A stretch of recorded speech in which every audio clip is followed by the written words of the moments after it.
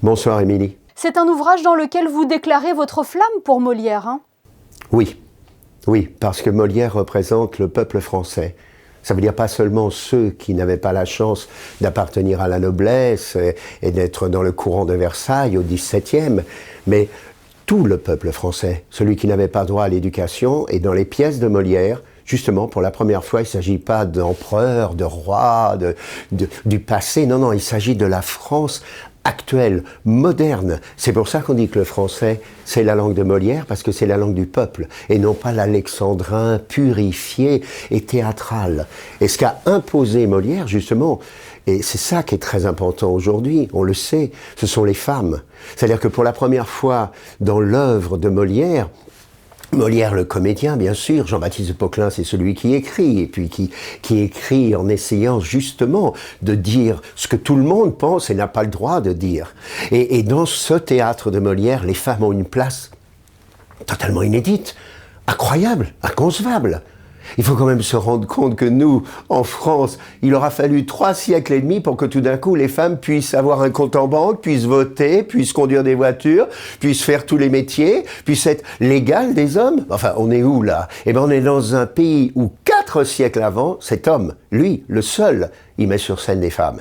Et des femmes qui peuvent être à la fois des servantes, à la fois des nobles, à la fois des filles qui n'ont aucune chance, à la fois... Et elles se battent, et elles osent défier les hommes. Et ces différentes prises de position lui ont valu parfois la censure. Je pense à Tartuffe, par exemple, ou à Don Juan.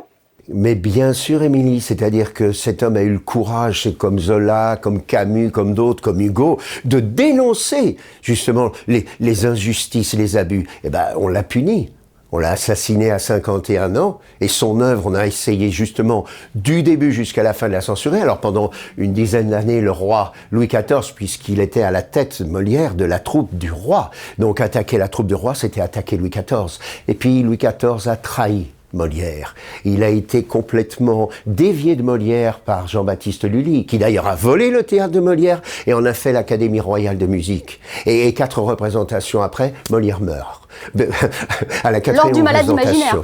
À la 4e représentation du Malade imaginaire, exactement, Émilie. Et ce qu'il y a d'important, c'est que son œuvre, justement parce qu'un peu à la Kennedy, il a été foudroyé, son œuvre est restée une œuvre de jeunesse. Alors c'est très beau aujourd'hui, justement, de considérer qu'en cette année du 400e anniversaire de Molière, et croyez-moi, il entrera au Panthéon. C'est ce que j'allais vous dire, Francis Huster. Mais bien sûr, il entrera au Panthéon. La querelle du Panthéon, c'est comme la querelle de Tartuffe. Tartuffe a commencé à être censuré, interdit par l'archevêque de Paris, par tous ceux, la cabale des dévots, par tous ceux qui voulaient justement étouffer Molière et son combat politique et révolutionnaire. Et puis le roi, qui était encore à côté de Molière, a dit ben non, Tartuffe se jouera. Ben c'est exactement ce qui va se passer pour le Panthéon. Je suis sûr que le président de la République finira par ouvrir les portes du Panthéon à Molière. Francis Huster, vous l'avez dit tout à l'heure, Molière était un homme finalement actuel. Si aujourd'hui Molière devait écrire sur un thème, une actualité, un fait, lequel serait-il? Vous nous avez déjà donné une piste tout à l'heure, les femmes. Oui, les femmes, absolument. Je pense qu'il écrirait une pièce sur les féminicides. Au premier acte, on verrait une femme maltraitée par son mari, les enfants et elle aller au commissariat, et puis le rideau tombe, et au deuxième acte, on a ces enfants qui sont en train d'expliquer que leur maman, c'est terrible et qu'il faut agir, et puis on a le policier qui dit, bah oui, mais non, mais vous, c'est elle qui doit venir se plaindre, et les enfants qui diraient, mais si elle vient se plaindre, mon père, il va la tuer, écoutez, on verra. Et puis au troisième acte, elle est tuée. Et au 4e acte, c'est le jugement. Mais pas le jugement seulement du mari qui l'a tué, mais de ceux qui n'ont rien fait, qui n'ont pas compris qu'il fallait agir. Voilà, je pense que ça serait un peu la pièce que Molière écrirait aujourd'hui. Et puis, un dernier mot aussi.